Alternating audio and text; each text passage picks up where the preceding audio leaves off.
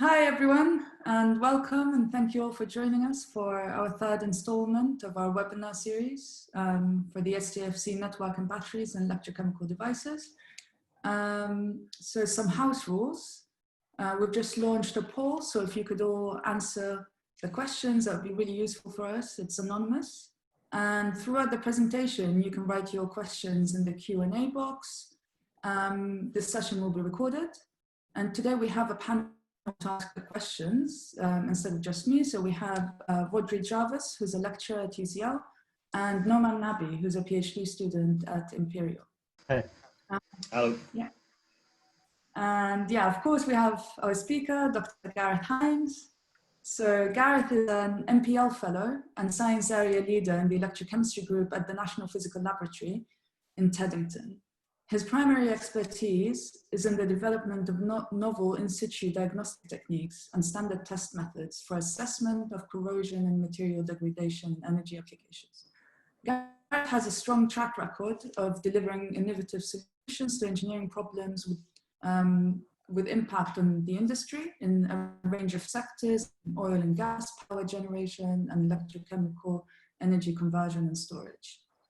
Gareth is a fellow of the Royal Academy of Engineering and holds visiting academic positions at UCL and at the University of Strathclyde and Harvard Institute of Technology. He is also the author of over 170 publications and is currently serving a 2-year term as president of the Institute of Corrosion. And most importantly, Gareth is also a very wonderful person to know. So yeah, we're very happy to have him with us today. So now I'll give the floor to you, Gareth. So please go ahead when you're ready. Thanks, Rema. Good afternoon, everyone. It's a bit strange to be sitting here in front of a screen, but I think we're all getting used to it at this stage. Thank you for the invitation from STFC Batteries to give this presentation. I think it's a great idea to have these webinars to keep everyone together and stay informed on what's going on. The brief, as I understand it, is to talk a little bit about how my career developed and maybe give some tips and hints to people at early stages of their career who are looking to progress themselves. So what I've done is I've just put together a brief overview of my career in electrochemistry. It was really haphazard and ad hoc. It was certainly not planned. So to be where I am today as an electrochemist certainly would have been very strange to me, maybe when I was in school or even doing my undergraduate studies in university. So hopefully, I'm not going to go into too much technical detail. I've put quite a lot of content in, but I'm not going to go into detail. As I say, it's just to give you a flavor of the type of work. And I hope what I can do is show you what it's like to work at an organization like NPL, show you how electrochemistry underpins so many important industrial processes and technologies, and just how interesting it is to work at the interface between academia and industry, where you're doing exciting fundamental science, but you're seeing it applied to real world applications and you're solving real problems that companies bring to you.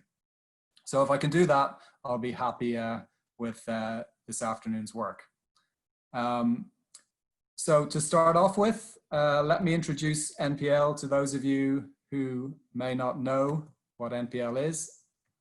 And I seem to be having a problem moving my slides forward here. I'll have to use that button. Okay. So we're the UK's National Standards Laboratory.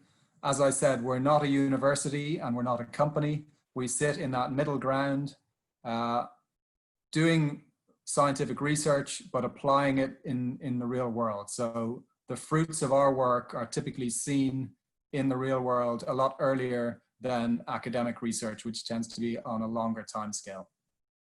We're over 100 years old. We're in a very pleasant location in Teddington in southwest London, just on the edge of Bushy Park.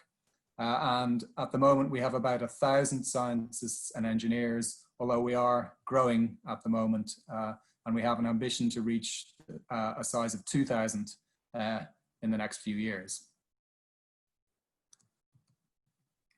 Now, when NPL was set up in 1900, It was upon the recommendation of a group of interested scientists from the Royal Society and other august bodies and representatives of industry. And one of these was Lord Kelvin, who may or may not be well known to you. He really highlighted the importance of measurement, and thankfully he did live to see the establishment of NPL. He died a few years later, but he championed the reason NPL is there, to measure things. And I'm not going to read out his quote, you can read it for yourselves, but the essence of it is if you can't measure something, you can't improve it. And that's what we're there to do. We're there to quantify problems that industry are facing and use science to solve those problems and improve things like batteries, things like hydrogen fuel cells, improve corrosion protection and other industrial processes.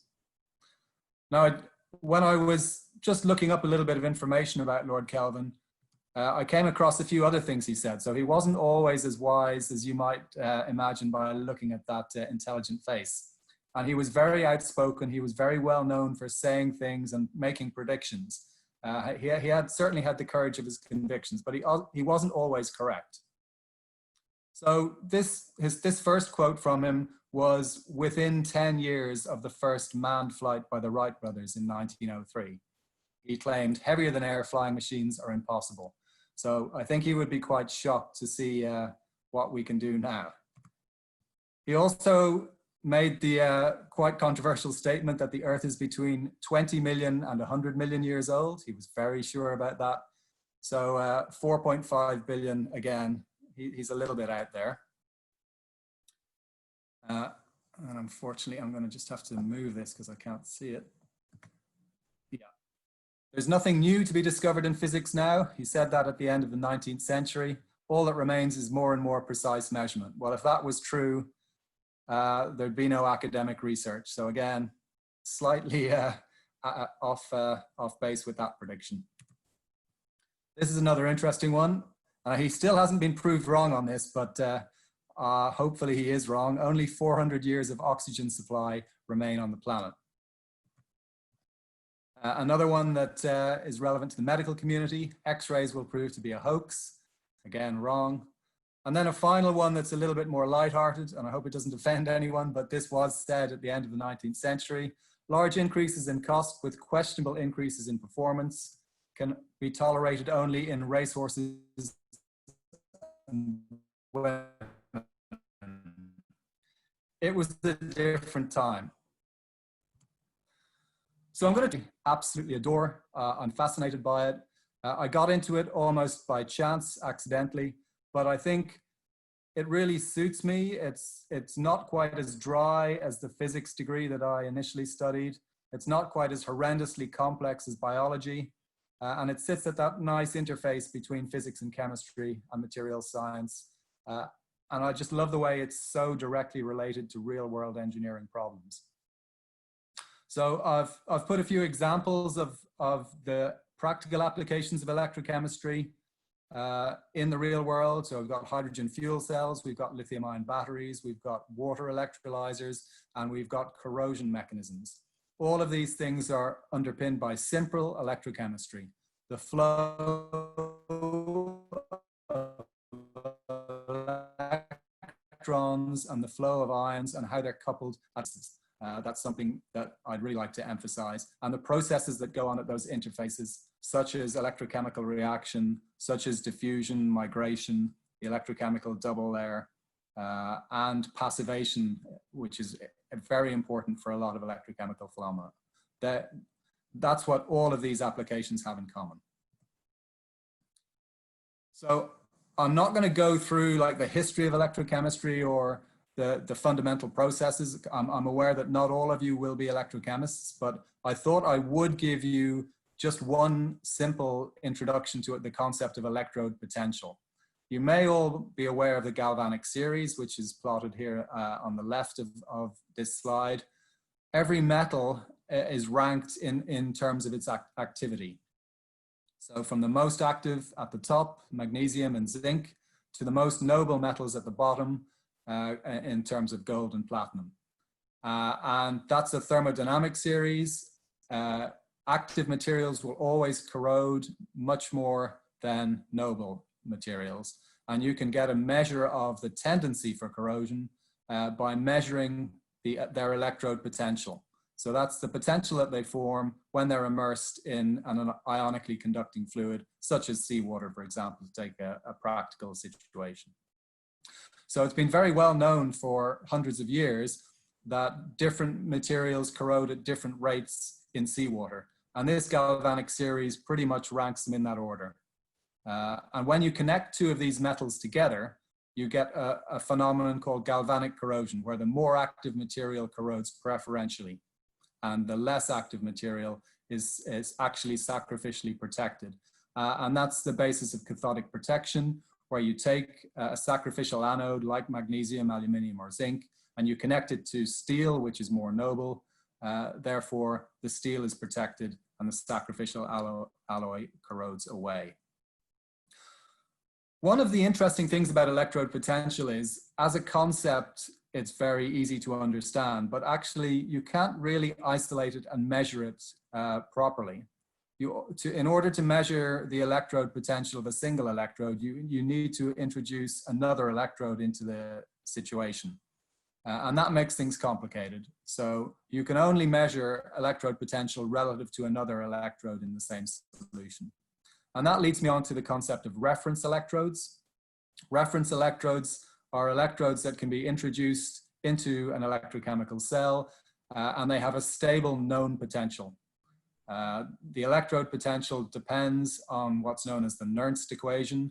It depends on the composition of the solution close to the electrode surface. And if that's not well controlled, then you don't really know what the electrode potential is. So by using a reference electrode, which controls the composition of the solution close to the interface, usually by saturating it, but not always. The hydrogen electrode, for example, works at 1 molar or unit activity, to be precise, of protons in the aqueous electrolyte. But as long as you know the composition of the electrode, you can define it in terms of a reference potential. So all potentials can then be measured relative to that standard. And I'm going to mention reference electrodes quite a lot in this talk because they really are the fundamental workhorse of electrochemistry in the lab. So as I go through my talk, I'm often going to highlight some of my tips in red at the top of a slide. So if you see one like this here, that's a tip. I'm not going to summarize them at the end, but you know, if you want to collect them, you can either write them down or you can look at this video later on. But I think one of the first things I'd like to emphasize is always to challenge accepted wisdom. It's invariably wrong. And this is something that I've noted throughout my scientific career. If something is accepted by industry or accepted by the academic community, it usually doesn't take much rigorous investigation to find out that there are often flaws in these hypotheses and theories. So never accept anything at face value. The whole role of scientific investigation is to keep challenging, to keep checking, to keep double checking, and thinking of experiments that can prove and disprove hypotheses. And I will show you some examples of work carried out during my career of where we have found out that something that was accepted as true has actually been far from the case. And there actually is a nice link to my education and my childhood growing up in Dublin, in Ireland. I went to a really great school, which I was fortunate to attend, called Wesley College Dublin, just in the south of Dublin, in the foothills of the Dublin Mountains, a very nice place to go to school. And it so happens that the motto, our school motto, was from the Greek version of the Bible, which is written on the crest. You'll have to take my word for it. I think that, I don't even know that. I probably actually should have checked it to follow my own advice on the top of this slide. But we were always told that the translation was from a passage in the Bible: prove all things, hold fast that which is good. So do as I say, not as I do. Moving on from my secondary education, then I was very fortunate to attend a fantastic university in Dublin, Trinity College Dublin. Hopefully some of you will have been there or maybe even attended, for all I know. I worked in the physics department for my undergraduate degree, mainly with interests in magnetism, which is in a roundabout way how I ended up in electrochemistry. So I carried out my PhD in the group of Professor Mike Coey, who's seated on the bottom right in that photo. And I've put a red circle around me in that photo. I think that photo is from 1997, when I would have been a first-year undergraduate PhD student. The first thing you'll notice from that rather grainy photo is I actually had hair back then. I did think about showing progressive pictures of me through my career as the hair loss occurred, but I thought that would just be too much. But for those of you who never saw me with hair, there's evidence that I actually did have some at some point. So what was my PhD about? Well, I had been working in a magnetism group. We had no history of ever doing any electrochemistry. So I was the first electrochemist in this group. Probably, I'd say at that point, I was about the 50th PhD student that my supervisor had supervised. So it was very new for him as well. And I was very fortunate that in the chemistry department in Trinity, there was a really good electrochemist called Mike Lyons. Some of you may know, he's still active in Trinity College Dublin. And I effectively ended up working in his lab and he became my joint supervisor. So I owe him a lot of my education in electrochemistry, but it really only started as a PhD student. I was looking at the effect of magnetic fields on copper electrolysis and going along with the theme of challenging accepted knowledge. I think the main achievement during this PhD was to quantify for the first time the various magnetic forces that are acting in solution. So these forces had been proposed and discussed in the literature, but no one had ever actually quantified them before.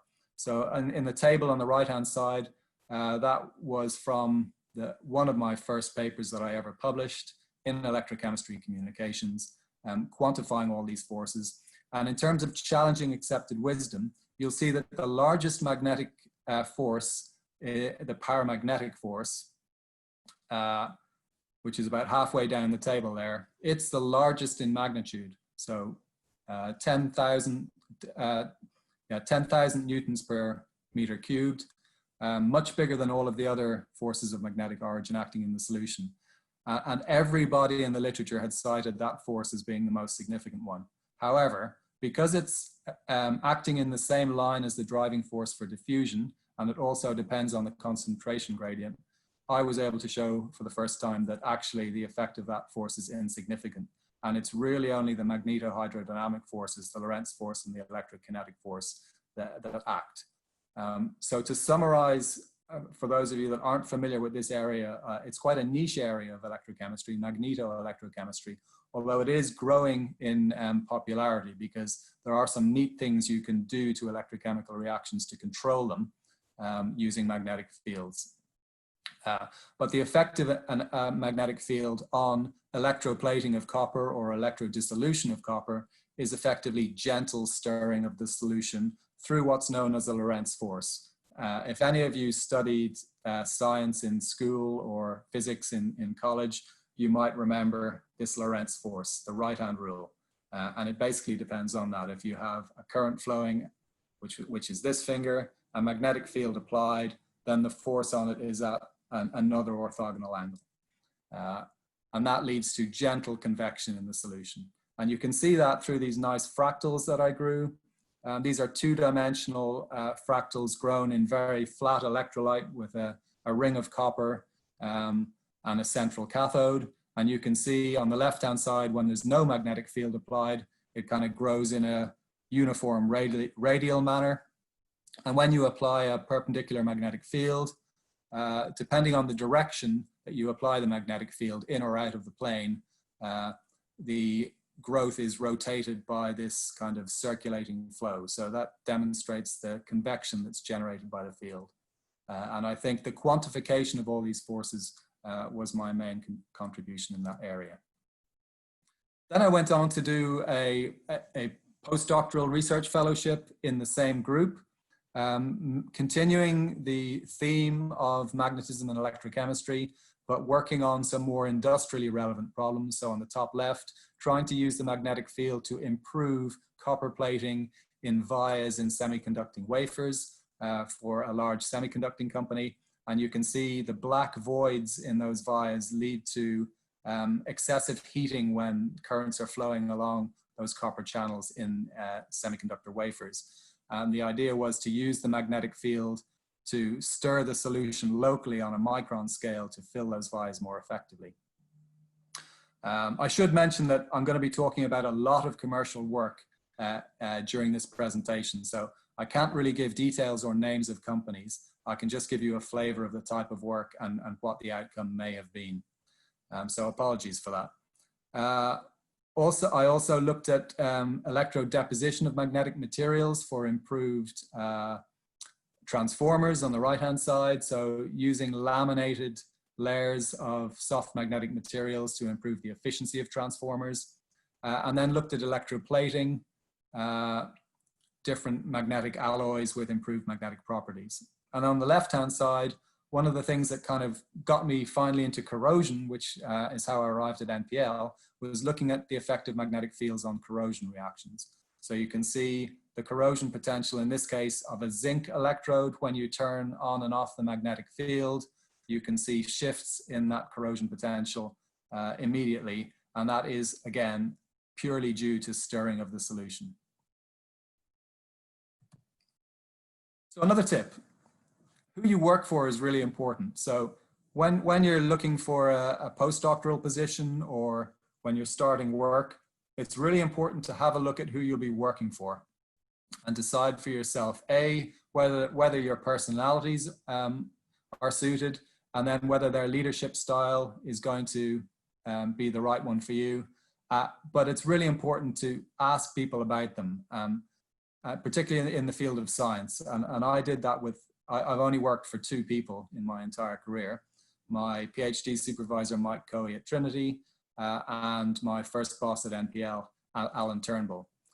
They're both really, really driven people, really high achievers, both leading large groups and very well respected in their fields. In fact, while I was working for each of them, they were both elevated to Fellows of the Royal Society. So I knew that they were the right people to learn from, and yeah, I certainly don't regret either of those decisions. I learned so much from them.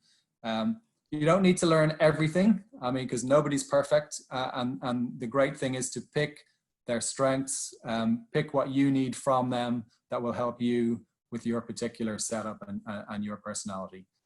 But I have to really acknowledge Mike and Alan for the support they gave me and the opportunities they gave me to grow and develop my career. And I've tried to do the same for the people in my group. Right, I'm going to talk a little bit now about how the technical work evolved. Again, I don't have time to go into too much detail, but I am happy to answer any questions at the end. It will take you through my initial work at NPL, working on corrosion, to some new work in hydrogen, and then to batteries. So those 3 areas are the mainstays of the group. But when I joined NPL in 2002, following my postdoctoral research, it was just a corrosion group. So we didn't do anything in fuel cells or electrolysers or batteries. We had been working on corrosion at NPL for decades, mainly in the oil and gas area, but more recently in steam turbines for power generation. My first project was, funnily enough, to use a reference electrode to measure the local potential at a crack tip at the end of a crack in a fracture specimen, representing a steam turbine environment. And this was quite challenging work. It was really painstaking, and I just got thrown in at the deep end, but it was really useful. And I learned a lot from that first experiment to how to apply reference electrodes in situ to make much more relevant measurements for real world operating conditions. So this was my first experiment when I came to NPL. Moving on, I started working more on oil and gas corrosion, and I ended up leading that area at NPL. One of the first pieces of work that I did was looking at evaporation of seawater from very hot pipe work in a marine environment. So if you've got an oil pipeline, for example, it can be quite hot. It can be up to 130 degrees Celsius. And if it's splashed with seawater, that then evaporates, concentrates up the chloride, and leads to stress corrosion cracking of the steel. And there were standards at the time stating that above a certain temperature, you had to coat these steels, usually with thermally sprayed aluminium. What we found in this work, and again, this is a case of challenging accepted wisdom, is we could get these materials to crack at much lower temperatures than quoted in the standards. So I'm pleased to say that as a result of this work, many operators in the North Sea and elsewhere in the world changed their operating procedures and started to coat their materials at lower temperatures to avoid costly failures and loss of containment of oil and gas. Another problem that was quite topical in the noughties following the BP Prudhoe Bay failure in Alaska, which you may remember in 2006. It cost BP $1 billion, so it was not cheap, but more importantly, it led to leakage of crude oil all over the Alaskan tundra, which took ages to clean up and cost a lot of damage, both environmentally and financially. So there's a photo there on the left-hand side of the repaired section of pipe. And you can see that there's just a dip in elevation of the pipe at that point where deposits built up over time. And under those deposits, corrosion was accelerated and led to perforation of the pipe. So a lot of things went wrong with the corrosion management system that BP had in place, and it's well documented. It was the first of several failures that they had in North America that damaged their reputation. So it was really important to understand the mechanism, and at NPL we developed a multi-electrode test method for qualifying inhibitors that could be used to effectively prevent this type of damage mechanism. And it was a very counterintuitive mechanism. Effectively, when operators had this problem, they would always throw in lots more inhibitor. And what we showed using this test method was actually the best thing to do was to leave the inhibitor concentration the same, because if you increase the inhibitor concentration, there was a counterintuitive concentration cell mechanism that meant that you actually made the situation worse and you encouraged under-deposit corrosion. So all this was fed into industry guidelines and it's now much better understood by pipeline operators. Right, it's time for my next tip, and that is get involved with external organizations. You may think it's a bit of a faff, it's a bit of a pain, you're busy enough doing your own research and you don't have time to get involved in committees, standardization bodies, and professional societies. But actually, I would say, subject to being able to say no at some point, you really can't do enough of this. It broadens your network, it increases your visibility, it gets you in touch with people that you wouldn't otherwise meet, and it means that people know you. And when people know you, when a problem comes up or when they need help or when they're looking for a partner for research or when there's a commercial client looking for business, they think of you. So it's really important to do this. It helps with your confidence. It helps with your interpersonal skills. It just helps you to learn how to deal with things in the real world. So I can't say highly enough how important it is to join committees, join organizations, get chartered, meet people. I'll give you some examples in my career. The Institute of Corrosion was one I joined very soon after I joined NPL. I joined the academic part of it, the Corrosion Science Division, and I got to know all the academics in the UK through that. We organized an annual conference. I was really on top of the literature, much more on top of the literature than at any point since. Because I was organizing this annual conference, I was seeing all of the students working on corrosion problems. I knew what they were all doing. That's really valuable. I mean, now I've ended up being the president, and I have to say, I've really enjoyed being president of an institute. Yeah, I think it's been fun.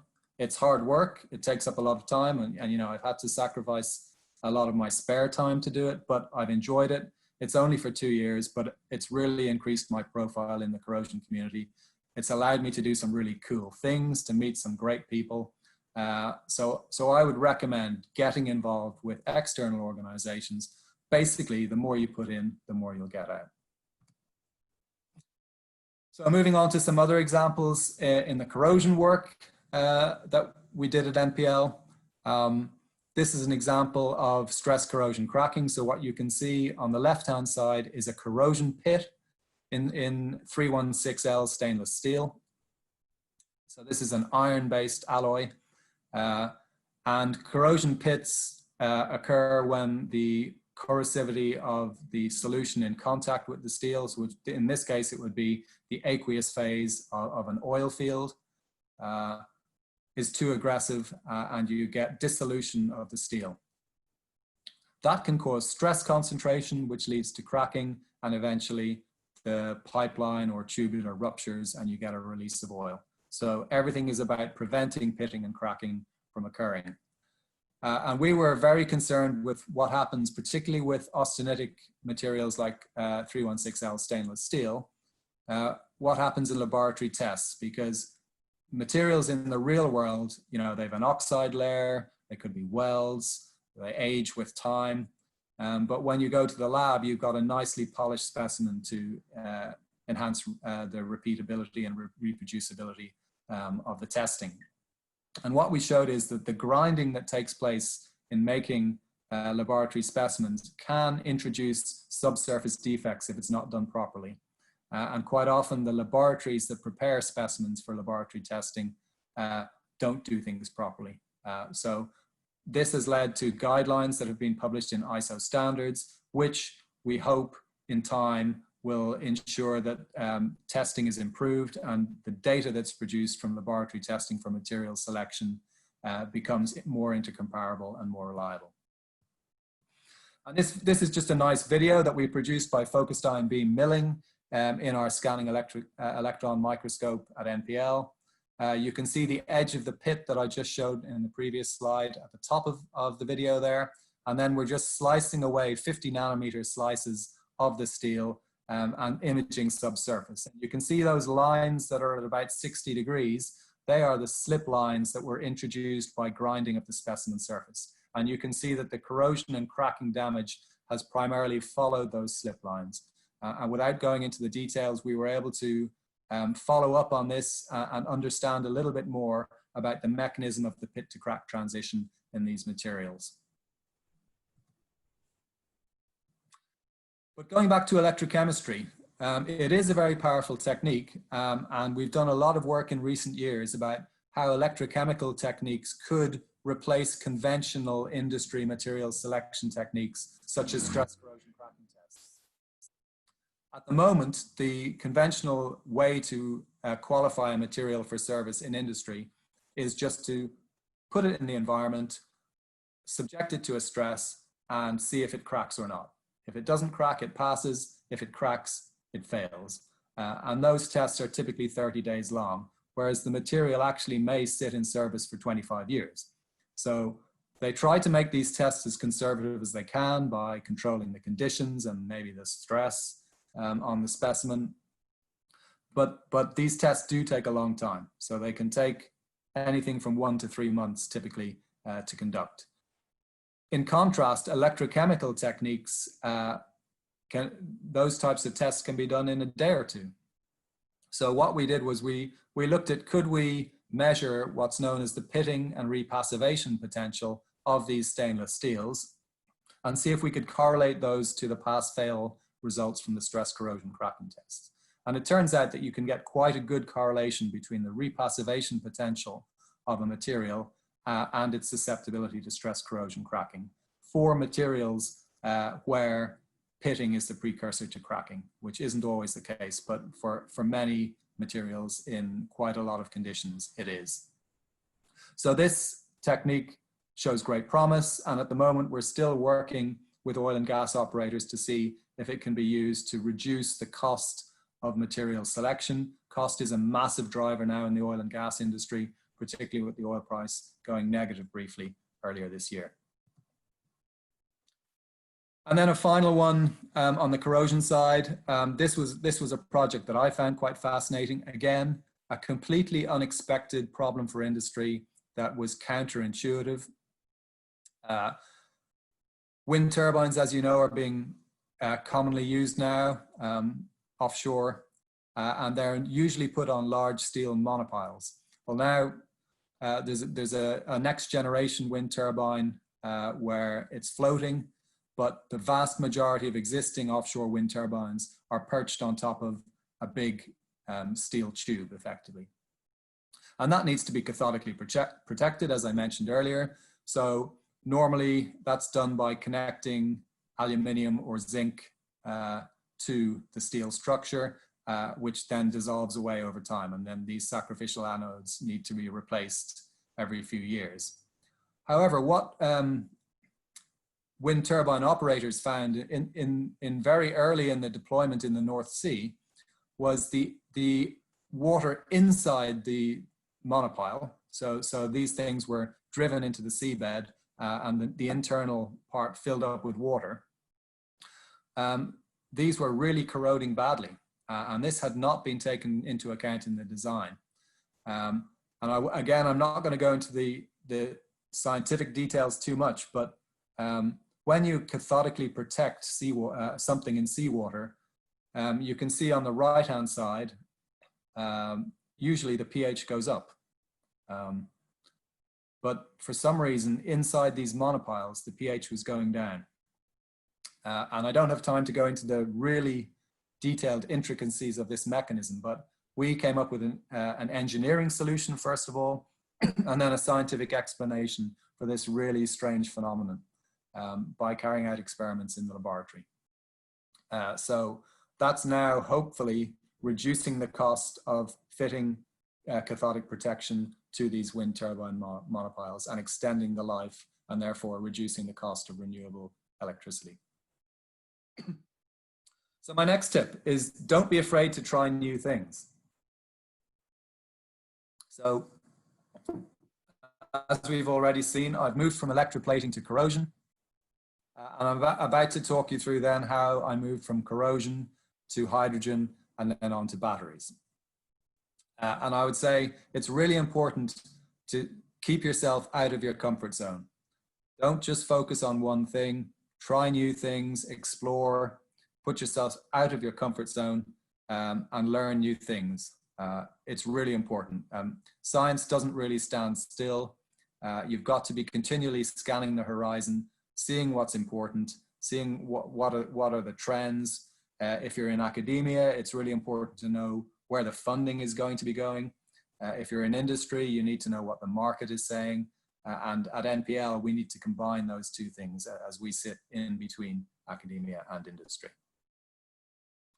So in about 2005, when I'd been at NPL almost 3 years, I started a very small new project on hydrogen fuel cells after conducting a detailed review of electrochemical technology and its applications in the UK. One of the recommendations coming out of that report is that NPL should start becoming involved in fuel cells, mainly on in situ diagnostics and test methods and standardization. And we started off by working with our temperature and humidity group at NPL, who were world-leading experts in measurement of temperature and humidity. And they fitted out a single cell PEM fuel cell with temperature and humidity sensors. And this was the first time anyone had ever measured relative humidity in the gas channels of an operating cell. So we still use this technique to validate the models that we've developed at NPL of fuel cell performance. But this was just a really neat bit of work that generated a lot of interest at the time and was the first thing that made NPL's name in the fuel cell area. Since then, we've moved on to look at reference electrodes in fuel cells. And I think this work has been even more important than the relative humidity work. Again, I'm not going to go into the technical details here, But essentially, this is a technique for measuring the potential at the electrode surface at any point in an operating fuel cell. And it uses a salt bridge and reference electrode configuration, very like the one that I used in my very first job at NPL, measuring the electrode potential at the crack tip.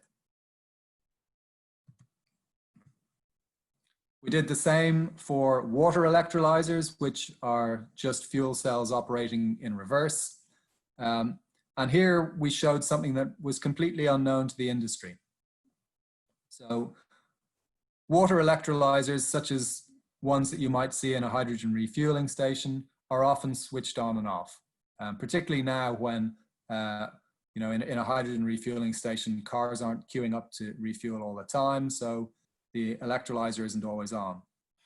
And what electrolyzer stack manufacturers had noticed was that when you switch off an electrolyzer, its potential decays with time. So if you look at the right-hand graph at the bottom there, the black curve is very similar to what you would see when you switch off a stack. So it operates at 1 amp per square centimeter for 10 minutes, and then we switch it off, and its cell voltage decays all the way down to about 0.4 volts or 0.3 volts over an hour. And everyone in the industry universally assumed that that was due to changes in oxidation state at the anode, because the anode was always the problem. It was the one with the sluggish reaction. By inserting this reference electrode configuration into a single cell, we were able to show that actually it's the cathode potential that's changing. So the blue line in that plot on the right-hand side. Whereas in contrast, the anode potential stays largely constant. And this is purely due to oxygen diffusing across the membrane from the anode to the cathode.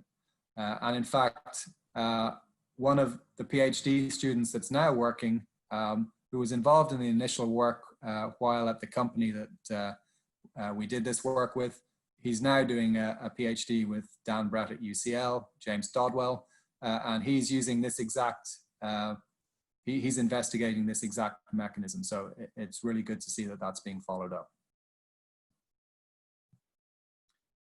Another tip, don't let people tell you something is impossible. People are very quick to say this, but it's almost never true. If you have a vision and if you believe in something and if you want to do it, there's very little people can do to stop you at the end of the day. So I've given one example here of something that people told me would never happen, which is a public hydrogen refueling station on the grounds of NPL. I was determined to make it happen, and I just made sure that anytime a barrier came, I just overcame it. So it took about 2 or 3 years to do, but you can see the photographic evidence there. It was the first public electrolyzer-based refueling station for hydrogen in the UK, and it's still the busiest one in the London area. We now at NPL have our own Toyota Mirai, which our staff use, and we're in discussions with Toyota to get 6 more. So it's just great to see this new technology starting to take off. And then in terms of bipolar plates, again, I'm not going to go into too much detail here, but the bipolar plate is a very important component in both fuel cells and electrolyzers. It makes up the bulk of the stack mass and volume. And particularly for electrolyzers, it makes up a huge fraction of the cost, up to 2/3 of the cost of the stack. And what we've shown, again, using this simple reference electrode concept of measuring the local potential at the bipolar plate surface, is something that, again, was not understood by industry or by academia, that in fact, the potential at the bipolar plate is completely decoupled from the nearest electrode. So the assumption before this work was that it would assume the same potential, and therefore the test methods to qualify materials would adopt that value. But what we've shown that, in fact, test methods can be a lot less conservative. And in the case of electrolyzers, we can actually use much cheaper materials with a little bit of clever engineering. So this could significantly reduce the cost of these technologies. So my next tip, and I mean, a lot of these tips are quite obvious, but I hope it's helpful to you just to have them reiterated. Work with people who know things that you don't. Everybody has their own expertise and their own experience and their own way of thinking. And if you can work with people who think differently or who have different sources of expertise, then fantastic. I've given an example here of two academics I've worked with a lot over the past 20 years, Anthony Kucernak at Imperial and Dan Brett at UCL. Of course, there are more, lots of people I've worked with, both within NPL, in academia and in industry. So I obviously can't mention them all here. I would also say that NPL is a great place for being able to access world-leading expertise in measurement. If I need to measure temperature, humidity, if I need to measure dimensional, surface chemistry, material properties, you name it, I can walk down the corridor and find a world-leading expert on measuring that property. And that's absolutely invaluable. So I'm going to move to batteries now. We started working on batteries in around about, I guess, 2010 at NPL. Firstly, through a great collaboration with Paul Shearing at UCL and a PhD student that I'm sure a lot of you will know, Donald Finnegan. These are two videos from his PhD work. On the left-hand side, the first time thermal runaway was imaged in real time at the European synchrotron in a lithium-ion battery. And on the right-hand side, an evolution of that experiment. The left-hand side experiment was quite crude. It was just using a heat gun to point it at the surface of the cylindrical cell and heat it up. The second one used a clever invention from NASA and NREL, this internal short-circuiting device, which allowed us to point the beam in the right place and witness the entire process of thermal runaway from its initiation. And this has really helped to develop techniques for looking at thermal runaway and understanding the mechanism of thermal runaway.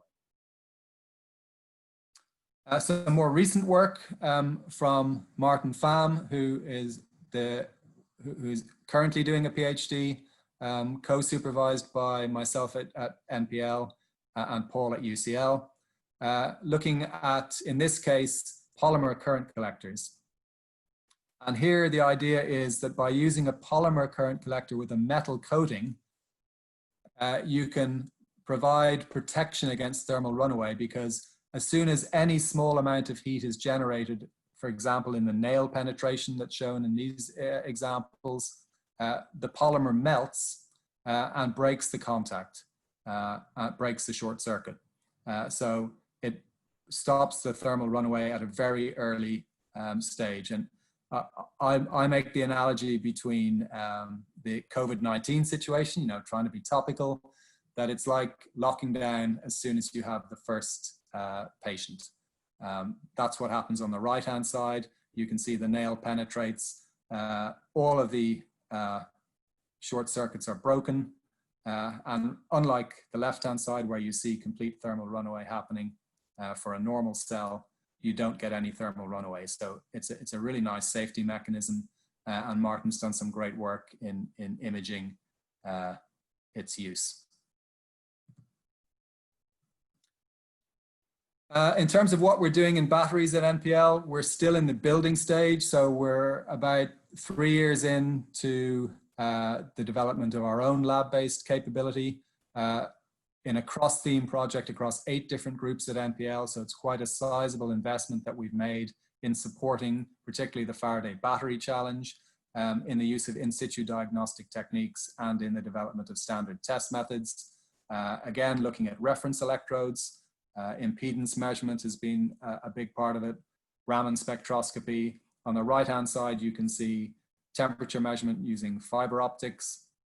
And on the bottom right, dimensional measurements of electrodes as they are printed, which we're working with partners to roll out to a pilot line. So a lot of work going on there. Again, doing our best to support both academia and industry in making the Faraday battery challenge a success. So I'm nearly done now. I just thought I would mention that I've mostly presented work that's in the public domain. I think it's fair to say that for every paper I've published, there's been a commercial report I've published for a customer which I can't tell you about. Some of this work has been very, very interesting. I just thought I'd highlight two projects that stick in my mind over the past 20 years where it was just a pleasure to work on them. They were challenging to do and they were satisfying to complete. On the left-hand side, we set up, this is back in the old building in NPL. You can see it's quite a big, what used to be a foundry in building 13 for anyone that knows the old site at NPL. And we had set up a whole oil pipeline with a recirculation loop with 250 liters of seawater and a pump that was pumping the water around at 18 liters per second. So it was quite a big piece of engineering. And we again were fitting in corrosion coupons and reference electrodes to make measurements of corrosion rate to qualify a particular customer's device for field application. So that was a really interesting experiment. And I will tell you one funny story about that where Phil Cooling, who was looking after the experiment, he had to replace that 250 liters of water once a week, which was not an easy job. Sometimes I would help him with it, but he'd have to wait for the deionized water machine to fill a 250 liter tank. And then he would have to carry that tank on a barrow to the reservoir that you can see in the picture on the left and fill it up. And one day I was sitting in the office and I just heard what sounded like a tidal wave. And he had indeed knocked the tank over and spilt it all over the laboratory floor. Yeah, he still has nightmares about that one. But these things happen. The right-hand side was a really interesting project that we did for a radioactive source manufacturer for medical devices for sterilization. They kept these cobalt-60 sources at the bottom of a pond, and they were looking to measure the corrosion potential of their different containment materials as a function of whether they were or weren't in the presence of the radiation. So we had to design some pretty complicated experiments because you can't put many materials very close to a radioactive source because it just disintegrates them. And that was a really interesting project to work on and to set up long-term experiments. So my final tip for you all is to help other people whenever you can. It's easy to say. What I've found over time is the more you help other people, the more they want to help you. And I've included a quote here that's been going around actually over the last week, given the situation over the world with Black Lives Matter. It is a really true quote. You can call it karma, but if you help other people, you normally, you feel the benefit. Even if you do it for altruistic reasons, you're normally rewarded. So I think it's a really good piece of advice. Help other people out where you can, and you'll find that everyone benefits. In terms of future trends, I mean, I've highlighted climate change and the digital revolution.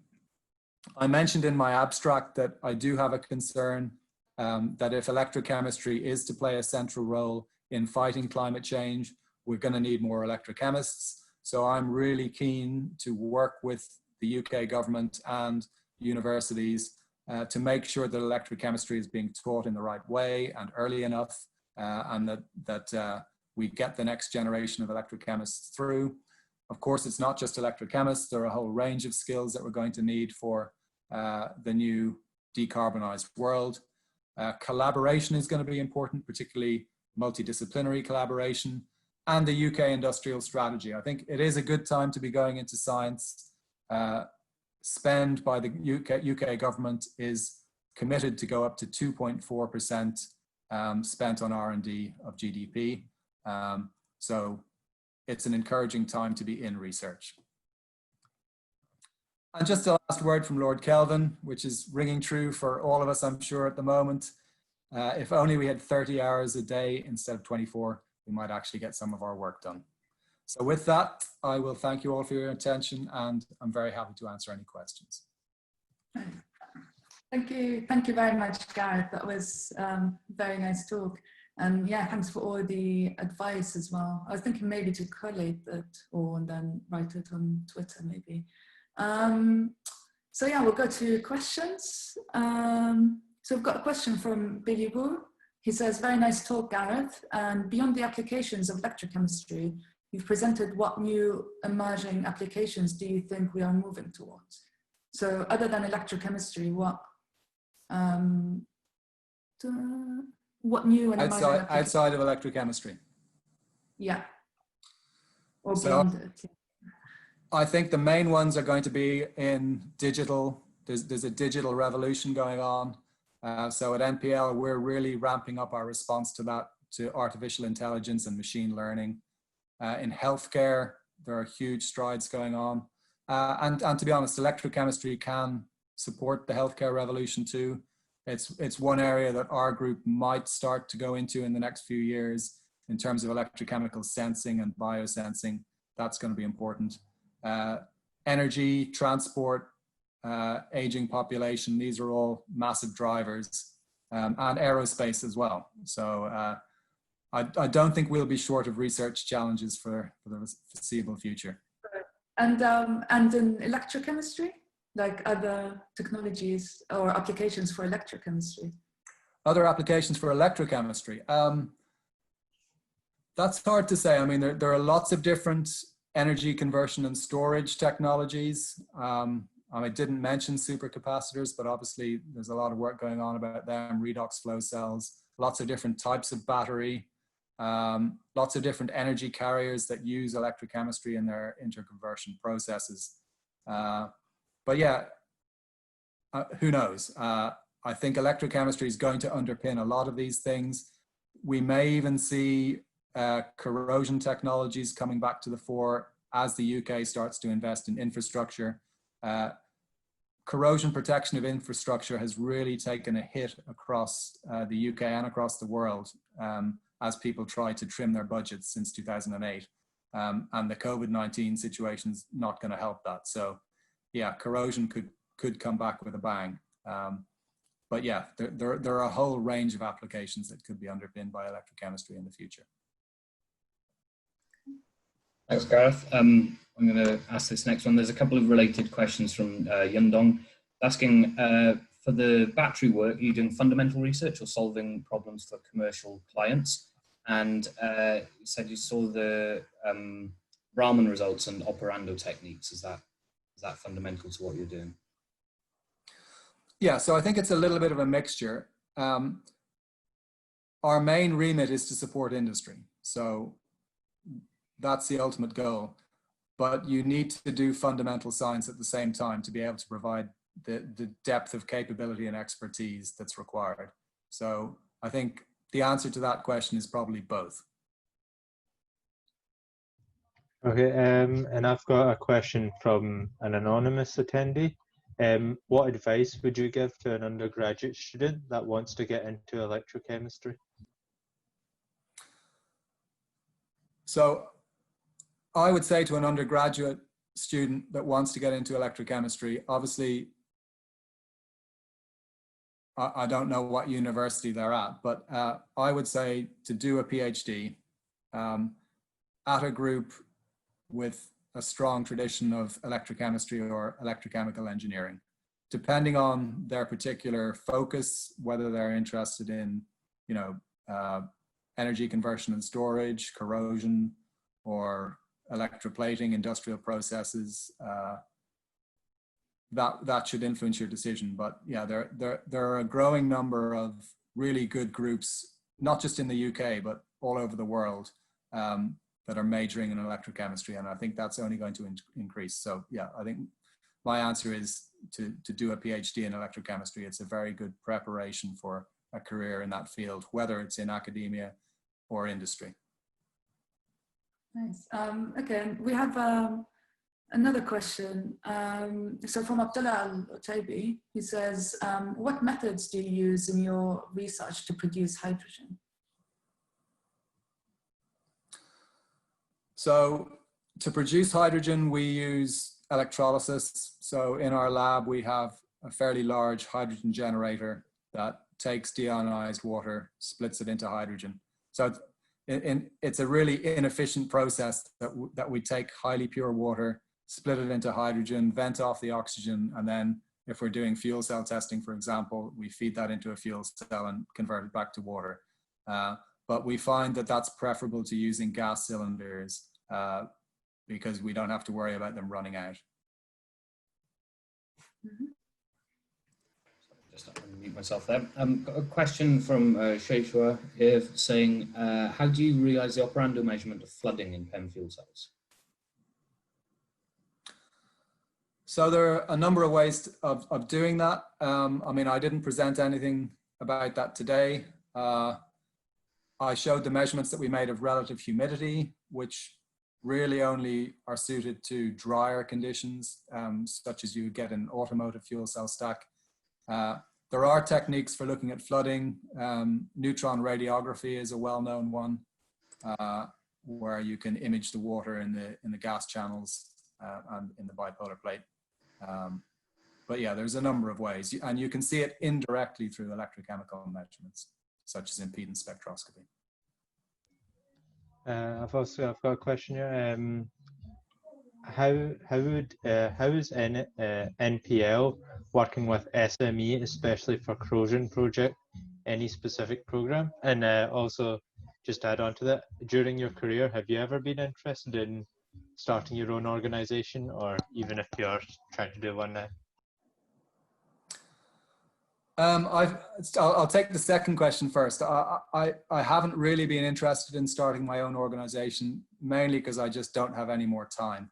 If I could clone myself, I think I would put my clone to work on a spin-out company.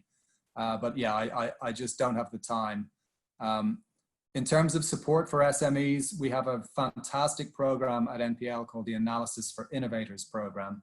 And it's designed to give particularly SMEs discounted access to our facilities. I mean, we don't come cheap. We have a high overhead because we've so much government investment in our capability, and we do so much at NPL that sometimes SMEs may feel that it's too expensive to go through the commercial route to use us. So that's why the Analysis for Innovators program has been so successful. We've run it 5 times now, and the 6th call will hopefully be coming out later this year. And it's a great cost-effective way for SMEs to engage with us. Right. And we have a question from Keon. He says, thanks for a great talk, and echoing on your comment on electrochemistry education. So he thinks that electrochemical engineering education for engineers is also important. How do you think we could promote this? So electrochemistry for engineers. I think, in addition to lobbying government and higher education authorities, I think we do need to get into the secondary schools somehow. It's something that in my role in the Institute of Corrosion, I'm championing. We're going to be rolling out some demonstration kits to go around secondary schools. We already have quite an active program in universities, but I think what we're missing in the UK maybe is a little bit of activity, and this could come perhaps from the Royal Society of Chemistry, Electrochemistry Committee. I think they're probably best placed to lead this, to go into secondary schools and really bring the subject alive to students who may not realize how important it is to the electrical vehicle revolution, for example. Got time for one more, Rema? Yeah, I think we'll just do two more, like one from you and okay. one from Nomaan. Right. So there's one that's been here for a little while from Nabi. Do you think there are electrochemistry techniques that could help in COVID-19 monitoring, or I guess any other aspect of the current situation? Yeah, and in fact, we're already working on one of them at NPL. As I say, the lab didn't really shut down altogether in the lockdown. It stayed open to carry out essential work to support the COVID-19 situation, whether that's calibration for NHS services or research into new solutions that will help. And one of those is a sensor for COVID-19, which requires electrochemical support. It is a biosensor, but it uses an electrochemical reaction, and my group is heavily involved in the development of that sensor. But I'm sure there's lots of other examples where electrochemical sensing could contribute, and maybe some other things that I haven't even thought about. And yeah, just a final question from an anonymous attendee. Will you be giving any talk specifically on electrochemical techniques you use, how to and how to do electrochemical testing? I guess any future talks you're doing later in this lockdown? I hadn't planned to do any, but I mean, I'm always open to it. I don't see why not. But I think there are useful sources of information about electrochemical techniques, particularly the Bath and Southampton summer schools in electrochemistry. And I think that's a useful resource and a good starting point. Cool. And I'll just, one quick last question. So from Tammy Nemo says, thank you very much. And he's asking, so early in your career, how did you overcome challenges associated with embarking on new projects that were outside your area of expertise? Probably just blind stubbornness. I don't know. I think I was very fortunate in the support I had around me, particularly from Alan Turnbull. I know there was some resistance at times within NPL to some of the new areas that I wanted to move into. But I think if you're, like I say, it goes back to don't let anyone tell you anything's impossible. If you're determined to do something, you find a way to do it, even if it takes longer than you would have liked. So I think perseverance and determination are the two key attributes that you need to keep going. Right. So that brings us to the end of our talk. Thank you very much, Gareth, for joining us. I think we had 119 attendees. And thank you, Rod and Nomaan, as well for your help. So we'll be hopefully publishing this recording of this webinar soon. And thank you everyone for joining us. Thank you, Gareth. Gareth. Bye-bye. Thanks, Nomaan. Thanks, Rod. Yeah, thanks. Yeah.